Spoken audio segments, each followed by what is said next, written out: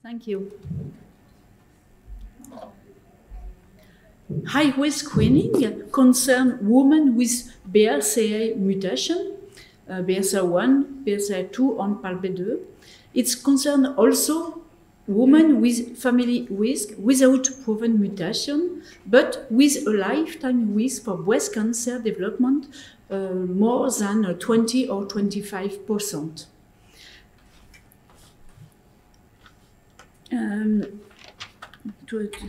This risk must be evaluated in oncology genetic consultation. The same screening is also proposed to women with history of medicinal radiotherapy. How? There is an international consensus to propose MRI and mammography screening and ultrasound if necessary at annual frequency.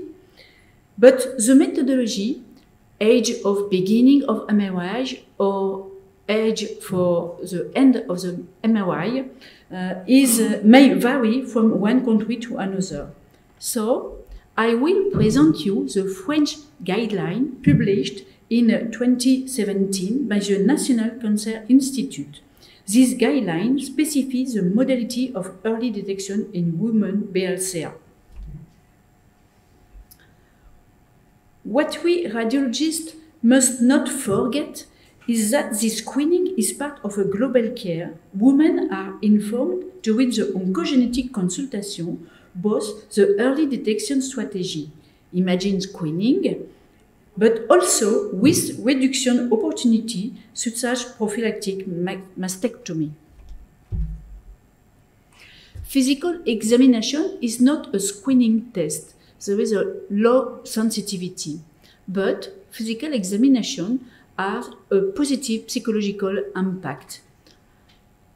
In France, physical examination is integrated in the screening program of breast cancer in general population. So, in the French guideline, it's proposed to do annual physical examination, and the better is to do alternating with imaging to have an 60 monthly coverage of the follow-up.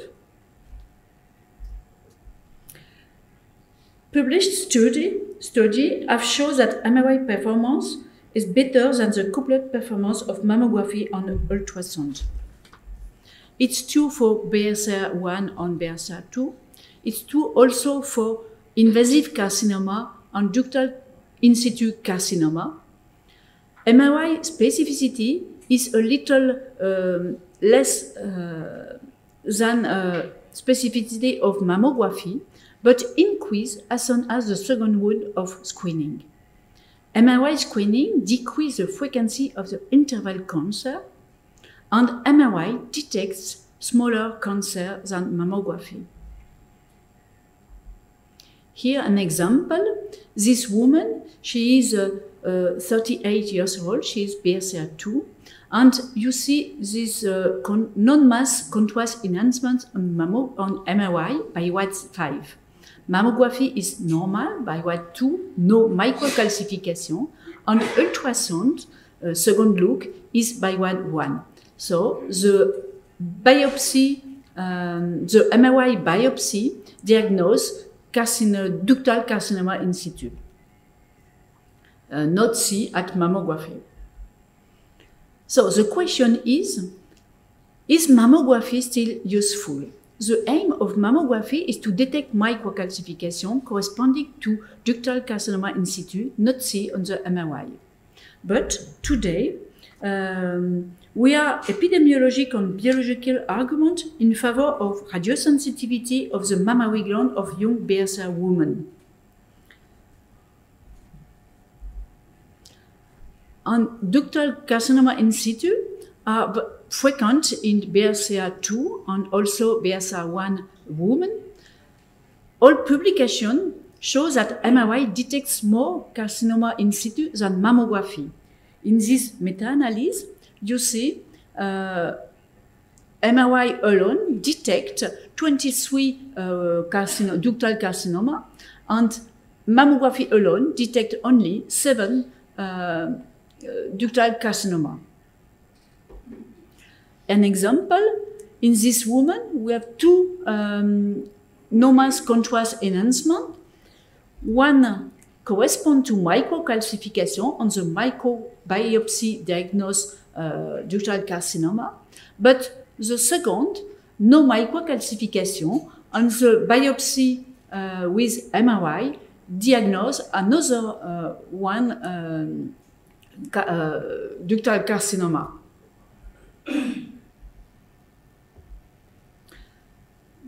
Finally, this meta-analysis concludes that mammography does not improve the sensitivity of MRI screening significantly versus MRI alone. And here you see the number of mammograms needed to diagnose an additional cancer. For BRCA1, you need more than 5,500 mammography to diagnose one cancer. BRCA is better. An example, in this woman, you have a little cluster of microcalcification by BioWatt5, it's DCIS, and mammography was initially interpreted as normal. It's a false negative of MRI. But retrospectively, when we read the MRI, we need this little contrast corresponding to this calcification. But mammography was easier than MRI. It's not really a false negative of MRI. So the question was, is mammography still useful? Yes, to detect microcalcification, but the number of optimal views is not studied in the literature. So, because the increased risk of radio-induced breast cancer from the cumulative low-dose mammography exposure must be seriously considered, the French guideline proposed different mammograph protocol for 3 women or women already treated for breast cancer.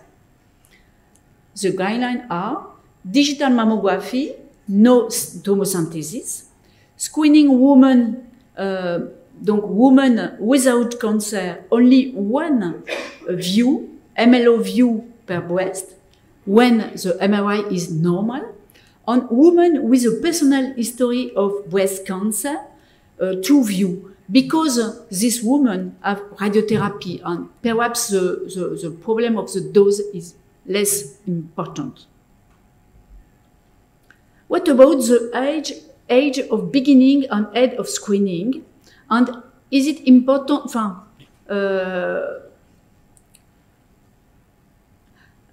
Published data do not allow to determine the optimal age of beginning and end of screening. Not allow also to differentiate the screening method according to the mutation.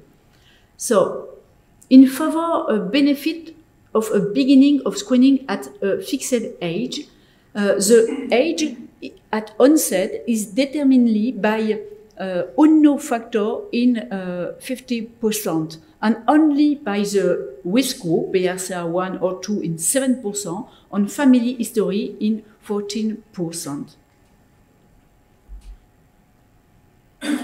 In this publication, it's compare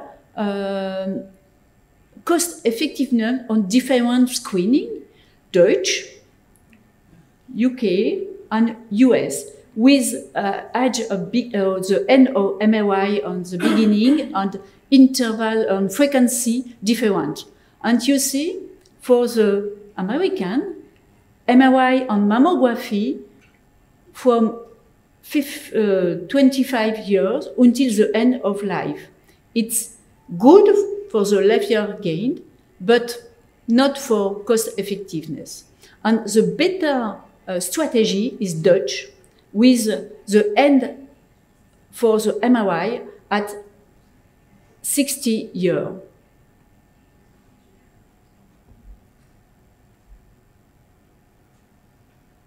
And what about when after the stop MRI. In this publication, the author show that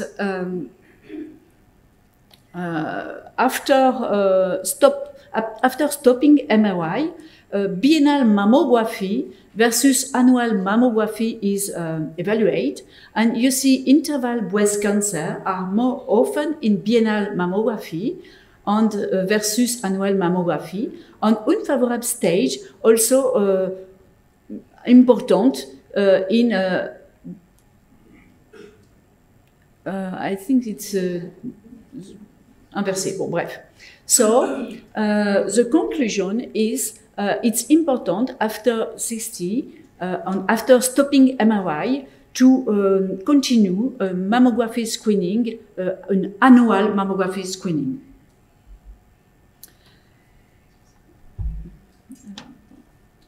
So in the INCA group, in absence of very robust data in the literature, the expert based a recommendation about epidemiologic data.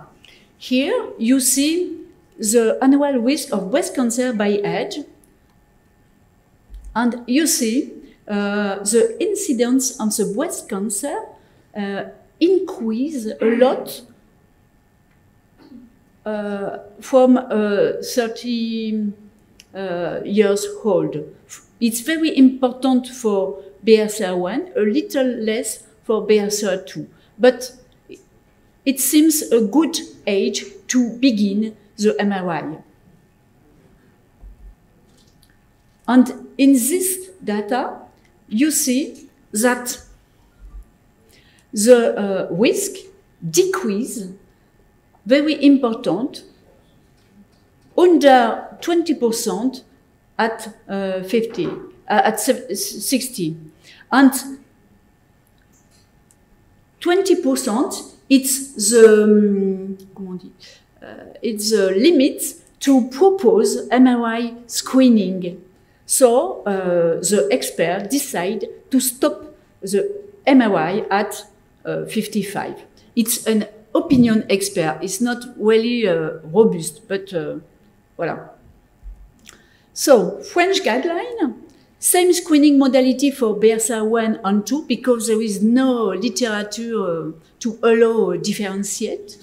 But perhaps it will be possible to start a little after for BRCA2, but we need trial. Annual screening or follow-up. Women free of history of breast cancer, MRI and mammography annual with only one view for mammography to limit the dose. And after stopping MRI, mammography 2 view until the end of the life. For women with personal history of breast cancer, MRI and mammography 2 view until 55, and after mammography. Which optimal protocol? No published data about optimal protocol. MRI and mammography alternately every 6 months. It's better, but more false positive, and it increases additional examination. Published study evaluates the performance of MRI screening, almost all in concomitant strategy, and report a decrease of international cancer. So, the French guideline recommends MRI and mammography simultaneous, MRI preceding mammography, and ultrasound. It's not a screening test, but it's important role to explore clinical or MRI or mammography abnormality. So, French guideline, particular cases, pregnancy project, before the age of 30, no need to prescribe a first screening report. After, no need to repeat the screening if it is less than 1 year old. During pregnancy, clinical examination, no systematic imaging follow-up, and naturally ultrasound if necessary. Before prophylactic mastectomy, we need screening less than 6 months, and after prophylactic mastectomy, no systematic follow-up in imaging. For the men, no screening, only a clinic. Good practice in imaging is very important because there is MRI false positive. It's important to inform the woman. MRI, it's important to do for the premenopausal woman in the good period of the cycle. And it's very important to compare with previous exam. Imaging should be delivered by an experienced team of radiologists with expertise in MRI, mammography, UES, and with an access to MR biopsy. Here an example, a little contrast enhancement. And it's not visible in 2015, so it's very little but suspect. And here, with ultrasound, a little mass, biopsies under ultrasound, it's a little carcinoma invasive. Ovarian cancer, no method for early detection, so no screening. Guideline propose no screening. Before bilateral prophylactic salpingo-oophorectomy, preoperative assessment with ultrasound and biologic, and after bilateral prophylactic salpingo-oophorectomy, no systematic imaging follow-up. In conclusion, you are the French guideline. It's possible to find the totality of this guideline on the site internet of the INCA, Institut National of the Cancer. So we propose MRI stop over 65 years old, and after 65 years old, mammography 2 views. For women free of history of breast cancer, MRI and mammography only 1 mLO per breast, because it's important to decrease the dose. And women with personal history of breast cancer, mammography 2 view. But it's expert opinion because there is a lack of published data.